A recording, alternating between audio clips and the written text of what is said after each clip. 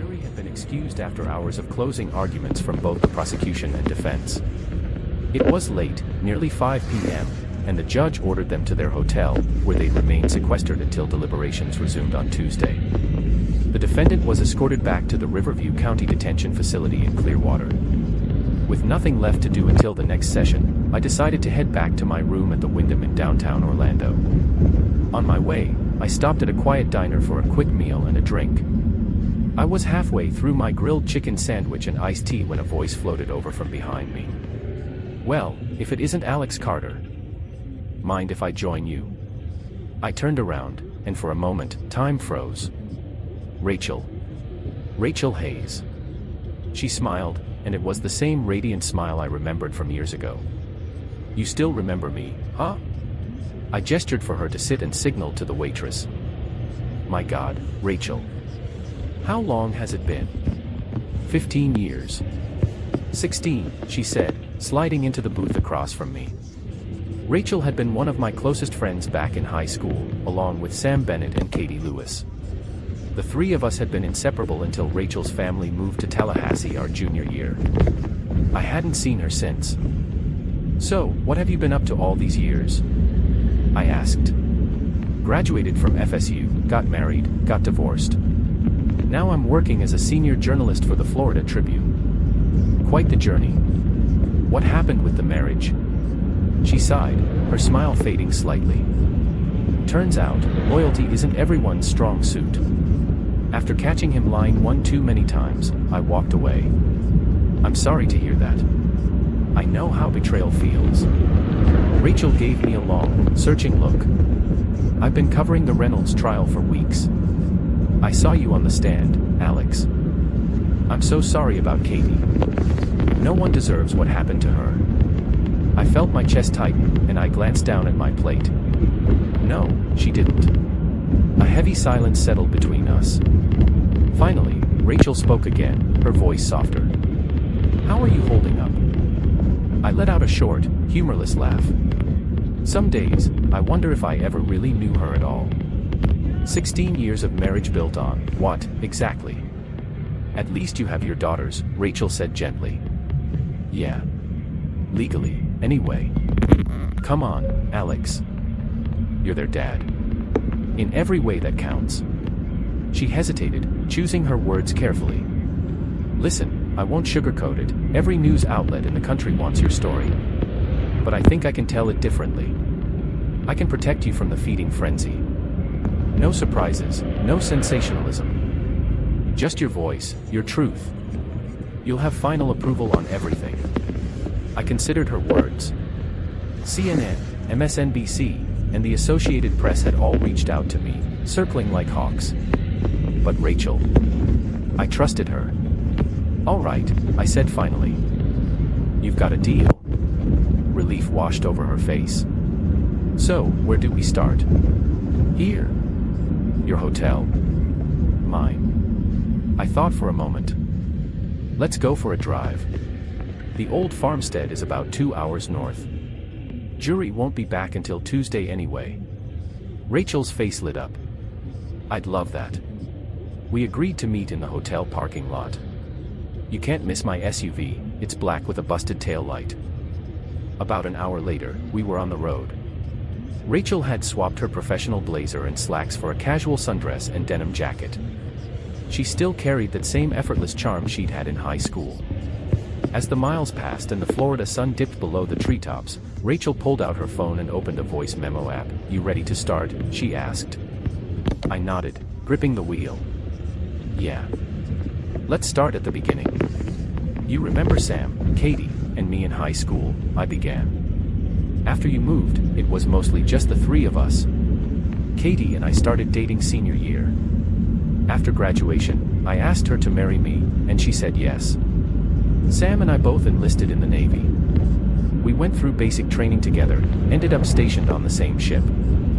I paused, staring at the empty highway stretching ahead. But halfway through our second deployment, Sam suffered a severe back injury. They gave him an honorable discharge. His father, a local councilman, pulled some strings and got him a cushy job at City Hall. Meanwhile, Katie and I got married. Sam was my best man. Turns out, he was also Katie's. Rachel flinched slightly, but she said nothing. We had 2 daughters, Mia and Lauren. Both of them have Katie's bright blue eyes. When they were little, they looked just like me. But as they grew older, Sam's jawline, his smile, it started to show. Rachel whispered, "Alex, I'm so sorry." I clenched the steering wheel tighter. I was always away on deployments, and Sam was always around. Sunday dinners, backyard barbecues, he was family. The girls called him Uncle Sam. Turns out, he was more than that. Rachel reached out and turned off her phone's recording app. "Alex, let's stop for a minute." I pulled into a small rest stop surrounded by tall pine trees. For a few moments, neither of us spoke. The weight of everything hung heavy in the cool night air. Somewhere in the distance, a pair of headlights disappeared down another road, leaving us in silence under the dim glow of the parking lot lights. She never gave me a reason to question her, not to my face, anyway. Looking back now, I realize they must have been meticulous, hiding every detail, covering every track. "How did you find out?" Rachel asked softly. "A little over a year ago, I was sent to Chicago for a 5-week leadership training program. It was part of a big software integration project we were running for a client in Kansas City. Katie and the girls kept in touch daily, texts, emails, phone calls. One Saturday, Mia sent me an email. They'd gone kayaking with Sam, and she was so proud of herself for steering the boat all on her own. She even attached a photo. I pulled out my phone and handed it to Rachel. In the picture, Mia was beaming, paddle in hand. Sam was seated nearby, and Katie stood behind him, her hand resting lightly on his shoulder. "What do you see?" I asked. Rachel studied the photo closely. Her brows furrowed, and then her eyes went wide. "Their faces. Alex, they have the same smile. Even their eyes." I nodded slowly. "That's what hit me, too. But look again. Katie's left hand. Notice anything missing?" Rachel squinted, then zoomed in. "She's not wearing her wedding rings." "Exactly." I flipped to another photo. "Look here. See that coffee table? The little glass tray?" Rachel zoomed in on the image, and her breath caught. "That's her ring. Both of them, your wedding ring and the antique one you told me about, your grandmother's." "Yep." My voice was low. "And see those cigarette butts in the tray? Guess whose brand they are?" "Sam's," she whispered. "That tray isn't in our living room, it's in our bedroom. Right beside my side of the bed." Rachel's face fell, and her voice trembled slightly. "How could she do that to you?" "And Lauren. She's the one who sent this to you, isn't she?" I nodded. "Lauren used to help my mom tidy up the house when Katie was busy with work. She noticed the rings in the tray, took a photo, and emailed it to me. She didn't say anything directly, but she knew something wasn't right." Rachel wiped at her eyes. "What did you do next?" I emailed Lauren back and asked her to carefully take the rings and mail them to me. Katie lost her mind when she realized they were gone. She tore the house apart, checked under the bed, inside every drawer, even the trash. She even called Sam over to help her search. Rachel let out a shaky breath. "What happened when you got back home?" "I came home late on a Saturday night. Katie met me at the door, all red-eyed and panicked. She kept going on about losing her grandmother's ring, how it was irreplaceable, how she'd looked everywhere." I paused, letting the memory resurface. I played along. Asked all the usual questions. Did you check the trash, the jewelry box, under the bed? She swore she'd turned the house upside down. Rachel leaned closer. What did you do then? I reached into my pocket and pulled out the rings. You should have seen her face, it went ghost white. She stammered, tried to explain, but I cut her off. I just said, next time Sam comes over, maybe don't leave your rings lying around in plain sight. Rachel's hand flew to her mouth. What did she say? She started crying, clinging to me, spewing every cliché you can think of. I love you, I made a mistake, it wasn't what it looked like. But by then, I'd already started digging. Rachel's expression shifted from sympathy to dread. How deep did you dig? Deep enough, I said bitterly. I ordered surveillance equipment, tiny cameras, motion detectors, phone tracking software. I set everything up one afternoon when she was out shopping. Every camera fed into a private server I kept hidden in the garage. Rachel's voice was barely above a whisper. And the DNA tests. One of our corporate clients runs a genetic testing lab in Tampa. I took cheek swabs from Mia and Lauren, told them it was part of a fun science project, and sent them in with my sample. Then I waited. A week later, Sam came over on a Sunday, like he always did. He fell asleep on the couch, and I managed to swab his cheek without waking him. I mailed that 1 and 2. And Rachel prompted. The results came back a week later. There was a 99.9% probability that Sam was the biological father of both girls. Which means their affair started at least 17 years ago, if not longer. Rachel closed her eyes briefly, as if trying to process the weight of what I'd just said. And you never suspected anything before that? No, I said, shaking my head. Never. Katie was perfect. Our marriage seemed strong. Our connection felt real. But after that test, everything changed. Rachel let out a shaky breath. What did you do next? I needed more evidence. Something concrete. So I waited. The surveillance cameras picked up everything. A few weeks later, I had my proof. I was in Atlanta on a business trip. The kids were staying with my parents, and Katie was home alone. Not even an hour after I left, Sam pulled into our driveway.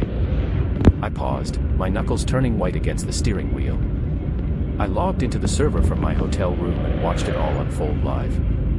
They didn't just sneak around, they were bold. Reckless. Like they had nothing to lose. Rachel hesitated. Did they say anything afterward? I swallowed hard, staring straight ahead at the winding road. Yeah. Afterward, Sam said something I'll never forget. He told her, "You should have married me instead." And Katie, she agreed with him. The silence in the car felt deafening. The only sound was the soft hum of the tires on the asphalt and the faint chirping of crickets outside. Rachel shifted uncomfortably in her seat, her voice breaking the silence. "Alex. I'm so sorry." I tightened my grip on the wheel, my voice low and steady. "Let's just get to the old place. There's more to this story, but I need some air before I keep going." The road stretched ahead of us, endless and dark, as the weight of the past pressed down on both of us. She flicked the cigarette ash into the glass tray on the nightstand. Sam reached over, plucked Katie's wedding rings from the tray, and twirled them between his fingers like a set of poker chips. Katie turned toward him, her voice soft but deliberate. "I'm pregnant again, Sam." His face went rigid. "What? Weren't you taking your pills?" "I might have missed a few days," she said quietly. "But it doesn't matter now. I can't do it again." Sam let out an exasperated sigh, rubbing his face. "We've been through this, Katie. No more surprises. You know the rules, no mistakes, no consequences." She sat up, clutching the sheet to her chest. "I can't go through another termination. The last one almost killed me, Sam. I was in the hospital for 2 days, and Alex didn't even know. You think this is easy for me?" Sam snapped. "I'm risking everything every time I step into this house. And you can't even follow one simple rule." Katie's lip trembled, but her voice stayed steady. "Alex had a vasectomy after Lauren was born. That was your idea, remember? You said it'd make things easier." Sam stared at her, his jaw tight. "So, what are you suggesting? You think we can just pack up and start over somewhere else?" "Newsflash, Katie, I like my life the way it is. Alex pays the bills. I get what I want. Everybody wins." Katie's eyes welled up with tears. "But I don't win, Sam. I'm tired of living like this. I'm tired of sneaking around, lying to Alex, lying to myself. What if he finds out?"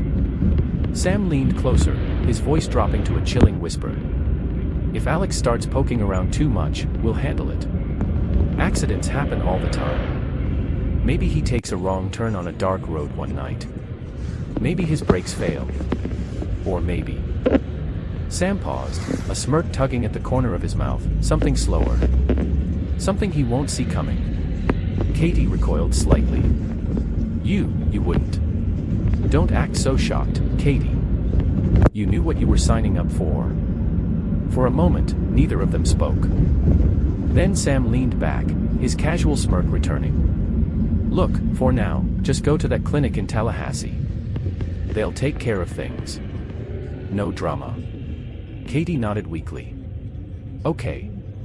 I'll go. That's my girl. Sam grinned, leaning forward to kiss her.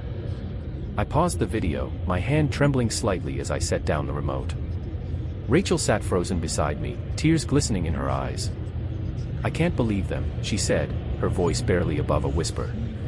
And you lived with her for nearly 2 decades. I nodded. I had to be sure, Rachel. I needed undeniable proof. Please tell me you went to a lawyer after this, she said. I did, I replied. But it didn't go the way I expected. The following Monday, I walked into the office of David Grant, a seasoned family attorney with a reputation for being sharp and fearless. I dropped a folder onto his mahogany desk, DNA test results, photos, screenshots, surveillance logs. David flipped through the documents, his face turning grimmer with each page. Finally, he closed the folder and looked at me. Alex, this is damning. But, there's a problem. I frowned. What problem? Sam Bennett practically owns this county. The sheriff's office, the judges, the DA, they all owe him favors. Filing here means walking into a rigged game. And to make matters worse, Katie's pregnancy.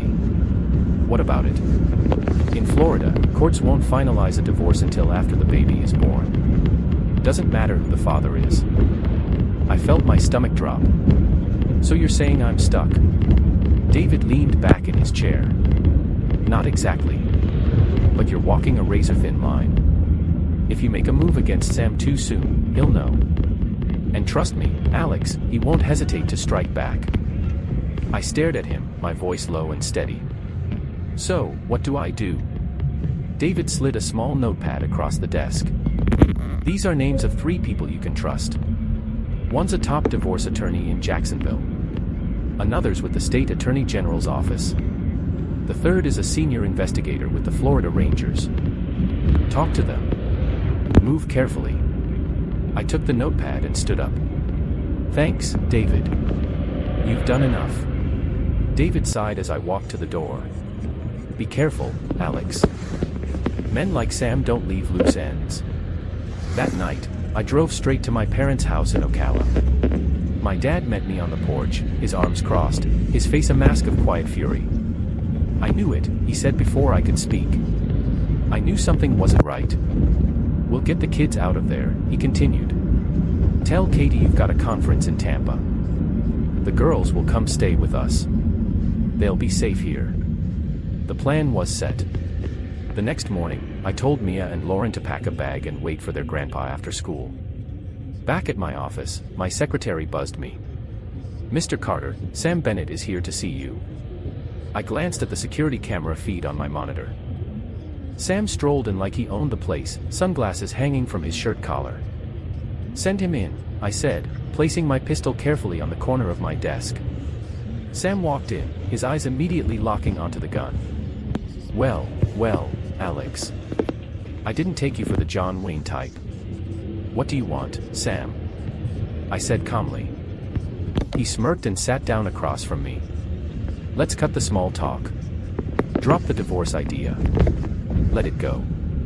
You know how this ends if you push me. Why, Sam? I asked, my voice steady. Why her? Why this?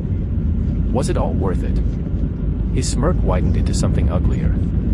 Oh, Alex. It started on prom night. While you were off dancing with Rachel, Katie, and I were making other plans. And guess what? It never really stopped. I clenched my fists under the desk, but I stayed quiet. Your kids, he continued. They're mine. Both of them. You were just convenient. The vasectomy. My idea. Couldn't have you messing up the arrangement. The room went silent. Sam stood up, straightened his collar, and smirked down at me. So here's how this works. You stay quiet, you keep paying the bills, and everyone walks away happy. Push back, Alex, and you'll regret it. He turned and walked out of my office, leaving a silence so thick I could barely breathe. But in that moment, one thing became clear: I wasn't letting Sam Bennett win. Sam leaned back in the leather chair, a smug grin plastered across his face as he surveyed me. Now that you know, Alex, let's keep this simple. No need for lawyers, no need for drama. I'll come and go as I please, day or night. When I'm here, I'll do what I want, how I want, and you'll stay in line. Because if you don't, he leaned forward, his voice dropping to a dangerous whisper. Well, you wouldn't want anything happening to Mia or Lauren, would you? My fists clenched, the rage bubbling under my skin. You listen to me, Sam. If you so much as look at my daughters the wrong way, I'll make sure you never get the chance to regret it. He chuckled, a cold, hollow sound. Big talk for someone standing in my county. You know how this works, Alex. I own the sheriff, the judges, the press, every last thread of power here is mine. So play nice, or, his smirk widened. Accidents happen. I stared him down, forcing my voice to stay steady. You've changed, Sam. Or maybe this is who you've always been. He shrugged nonchalantly. I've grown up, Alex. You should try it sometime. See you around. With that, he stood, straightened his jacket, and strolled out of my office as if he hadn't just threatened my life. I didn't waste a second. I stopped the recording on the small device hidden beneath my desk, burned the audio file to a flash drive, and emailed a copy to my father and a contact in Tallahassee. Then I grabbed my phone. Dad, check your inbox. Sam just made it clear, he's not stopping, and now he's threatening the kids. We need to act now. I'm on it, Dad said firmly. I'll make the calls. Get them to safety, Alex. I hung up and immediately dialed the school. I made it clear that under no circumstances were Katie or Sam allowed to pick up Mia and Lauren. This is a matter of safety, I told the principal. You call the police if they try anything. Next, I called Mia. Sweetheart, listen carefully. I need you to pick up Lauren after school and drive straight to Grandpa's house. Don't stop anywhere, don't talk to anyone. I'll explain everything when I see you. I hesitated. Dad, what's going on? Are we in danger? Just trust me, I said. Do exactly as I say, okay? After hanging up, I grabbed my pistol, the flash drive, and my keys, then headed straight home. When I pulled into the driveway, Katie's car was there, but Sam's truck wasn't. The house felt too quiet. My hand hovered over the holster as I stepped inside. Katie appeared at the top of the stairs, her face pale. Alex, what are you doing home? Is everything okay? Is Sam here? I asked, my voice flat. She blinked in confusion. Why would he? You know why, I interrupted. Maybe for another secret meeting or to plot something even worse.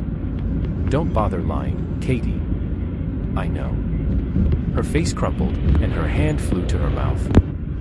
Alex, please, Save it, I snapped. Let me show you something. I walked to the living room, slipped the flash drive into the TV, and played the audio recording. As Sam's voice echoed through the room, cold, calculated, and dripping with malice, Katie sank into the couch, tears spilling down her cheeks.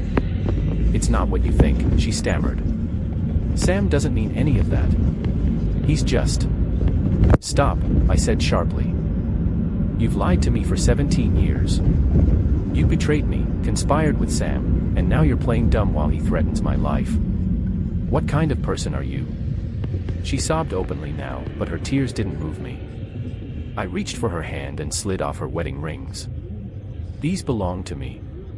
I pocketed my grandmother's ring, then pulled off my own band and placed it on the coffee table. Take this and go, Katie.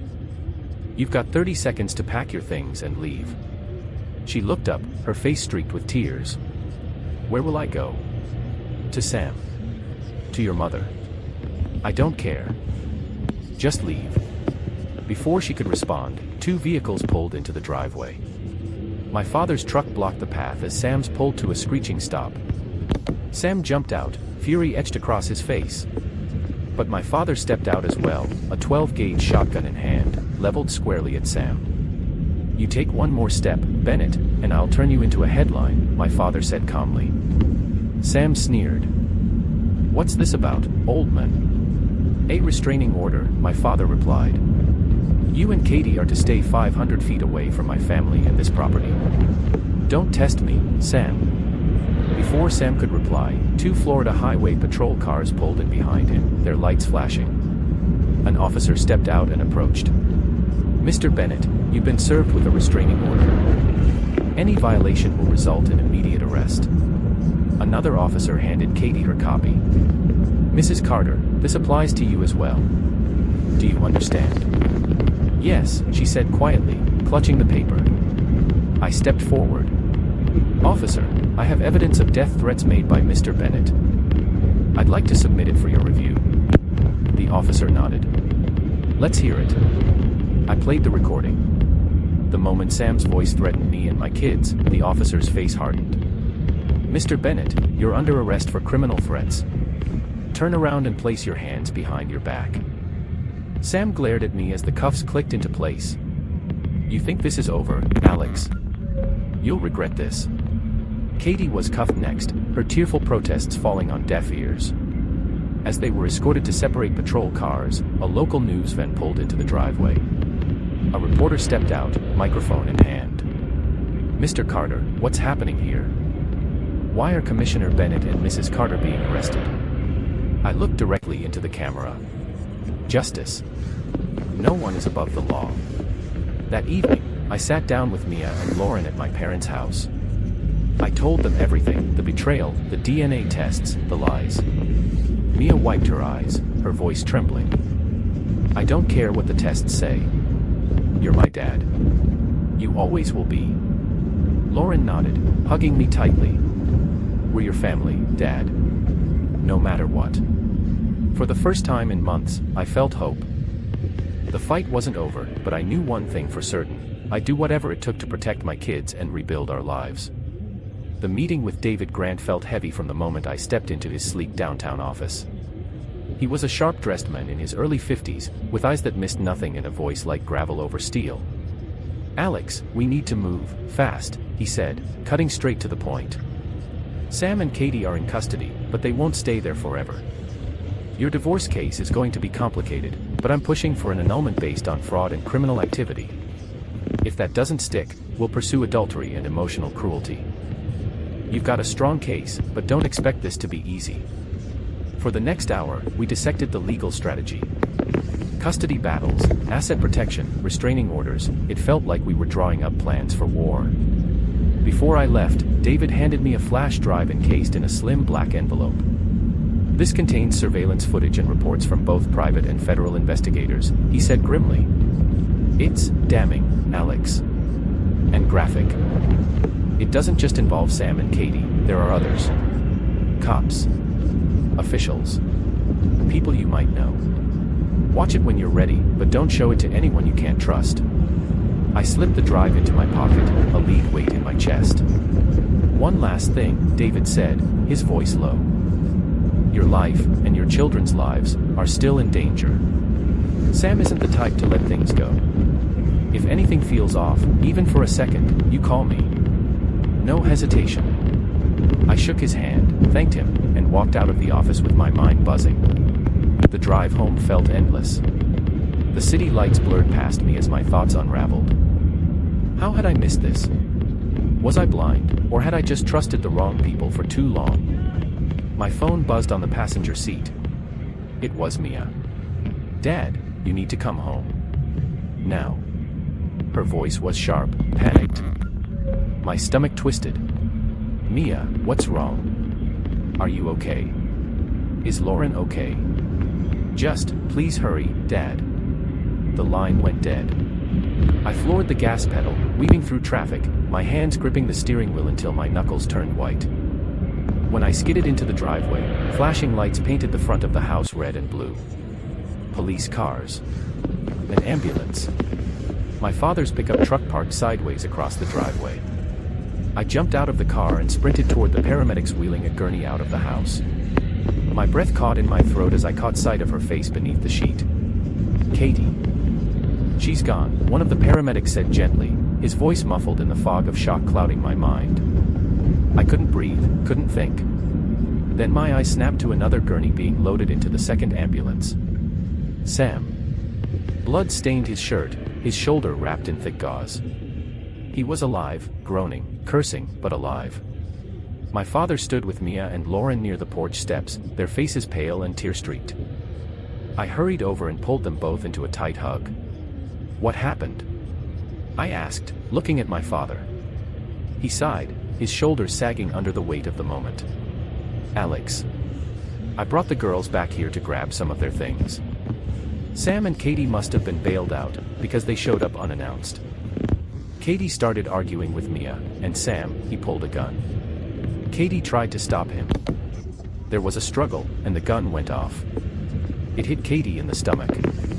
I came in through the back door when I heard the shouting. Sam turned the gun on me, but I fired first, got him in the shoulder. I exhaled slowly, trying to process it all. You did what you had to do, Dad. I glanced toward the corner of the living room, where the security cameras were mounted. I knew the entire encounter had been recorded. A police officer approached me. Mr. Carter, we'll need a copy of your security footage for our investigation. Of course, I said. I'll have it ready. That evening, after Mia and Lauren had fallen asleep at my parents' house, I sat in front of my laptop with Rachel beside me. The flash drive David had given me and the home surveillance footage sat on the table like ticking bombs. Are you sure you want to see this? Rachel asked quietly. I need to, I said, inserting the drive. The screen flickered to life. The footage was grainy but clear enough to show Katie and Sam bursting into the house. You two shouldn't be here, Mia's voice trembled as she stood in the living room. Katie's voice was sharp, desperate. You're coming with us, Mia. Both of you. I've made arrangements in Tallahassee. We'll be safe there. Mia shook her head, tears in her eyes. No. I'm not going anywhere with you. Katie's face contorted with anger as she grabbed Mia's wrist. You don't understand. Don't touch me. Mia yelled, wrenching free. Sam stepped forward, his voice cold as ice. Enough of this. You're coming, whether you like it or not. Then he pulled out a gun. Katie panicked. Sam, put it down. Not here. They struggled. A deafening bang echoed through the room. Katie staggered back, clutching her stomach. The footage froze, and I turned off the laptop. Rachel's hand was over her mouth, her eyes wide with horror. I leaned back, rubbing my face with both hands. That's when Mia called me. That's when it all unraveled. Rachel's voice was barely a whisper. Alex. I'm so sorry. Later that night, I sat out on the back porch, nursing a glass of water. The stars were faint against the dark sky, but the quiet felt heavy, fragile. Rachel joined me, carrying 2 mugs of coffee. She handed one to me and sat down. It's so still out here, she said softly. Almost like time stopped. Maybe that's not such a bad thing, I replied, staring into the distance. After a long silence, she spoke again. You can't let this destroy you, Alex. You're still here. Your girls are still here. That counts for something. How do I move on from this, Rachel? How do I just let it go? You don't, she said. Not all at once. But one day at a time, one moment at a time, you rebuild. You let yourself heal. I nodded slowly. You're right. But it's going to take time. She smiled faintly. You've got time, Alex. And you've got people who care about you. Don't forget that. The two of us sat in silence, the night air cool and still. For the first time in a long while, I felt the faintest flicker of something I thought I'd lost forever, hope. The meeting with Rachel felt like stepping into a confessional booth, one where the truth wasn't just spoken but carefully dissected. We'd agreed earlier that Rachel would interview everyone privately. My mom retreated to the kitchen to prepare dinner while my dad and I stayed in the living room. We talked about fishing, baseball, and my dad's stubborn refusal to retire. But we avoided the topics of Katie and Sam entirely, like skirting around a deep chasm neither of us wanted to fall into. Rachel started with Lauren first, sitting with her on the porch swing. The soft hum of their conversation floated through the screen door. Next was Mia, who disappeared with Rachel into the den. It felt like hours passed, but I knew Rachel was being thorough, carefully piecing together the fractured perspectives of my family. When Rachel finally reappeared, she joined us outside. The sun was starting to dip below the horizon, casting everything in gold. Mia kicked a soccer ball toward me, and Rachel didn't hesitate to jump into the game. We split into teams, Lauren and me against Rachel and Mia. For a few fleeting moments, life felt normal. There was laughter, playful banter, and the sharp kick of a ball slicing through the quiet evening air. When my mom called us inside for dinner, we gathered around the old wooden dining table like a family again. It wasn't perfect, but it was something, a fragile patchwork of peace sewn together with shared memories and unspoken relief.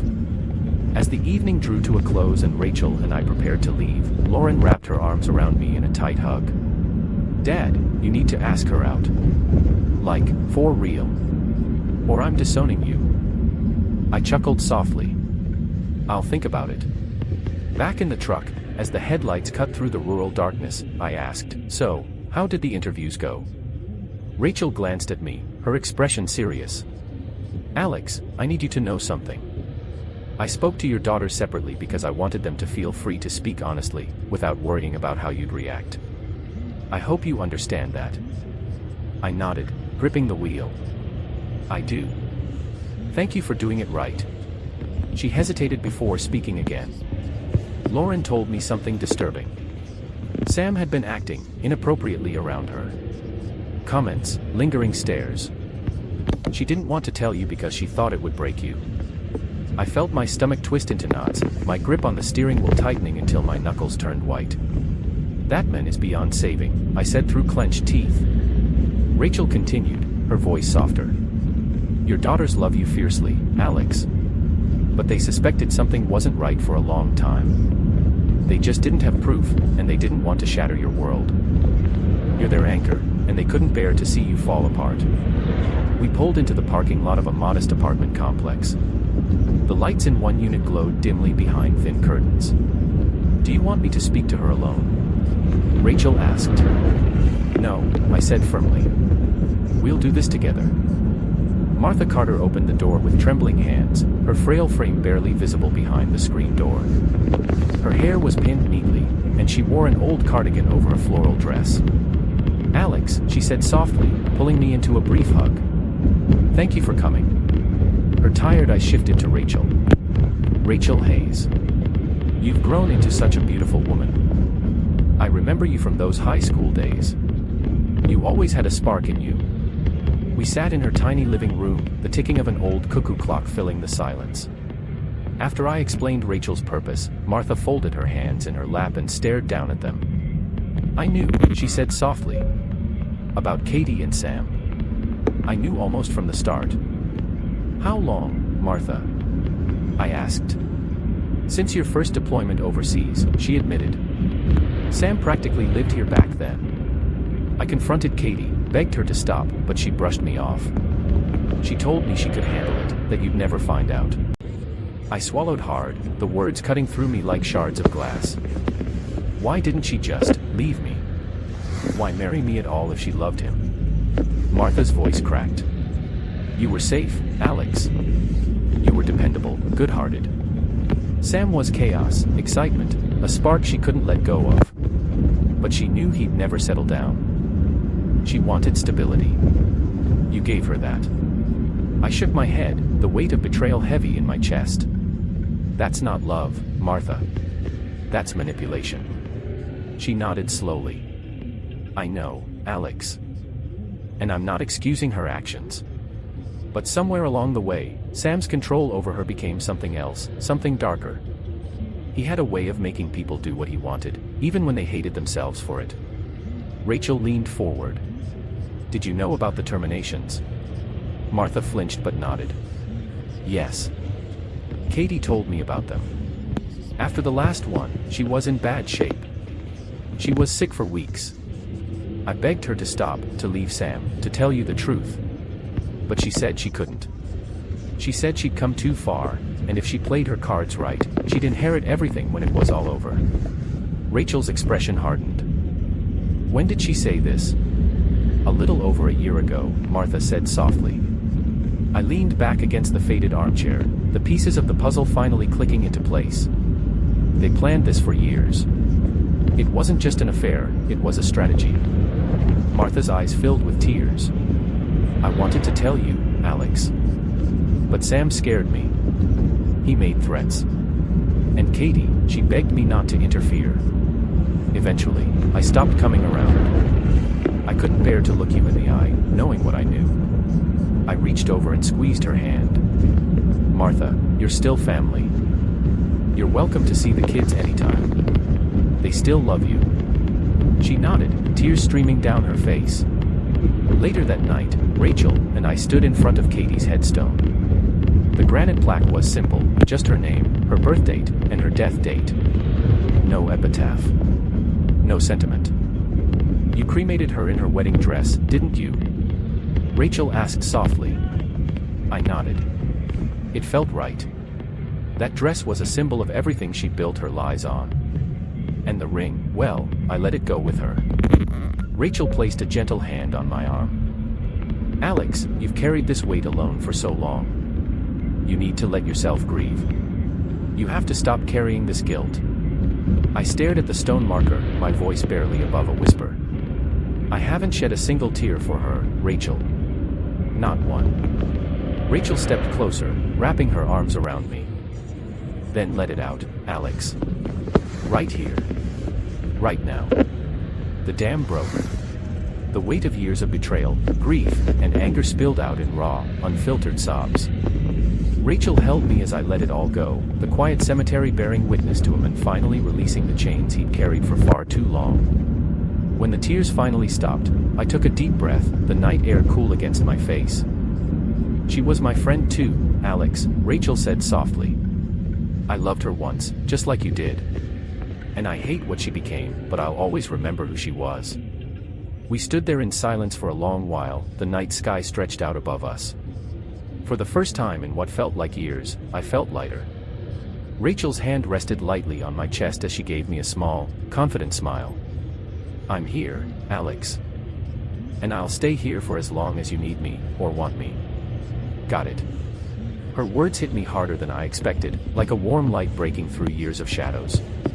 Got it. Good, she said, giving my chest a gentle pat. Now, what's the plan for dinner? I'm starving. I paused for a moment before a familiar idea popped into my head. How about Sullivan's Grill?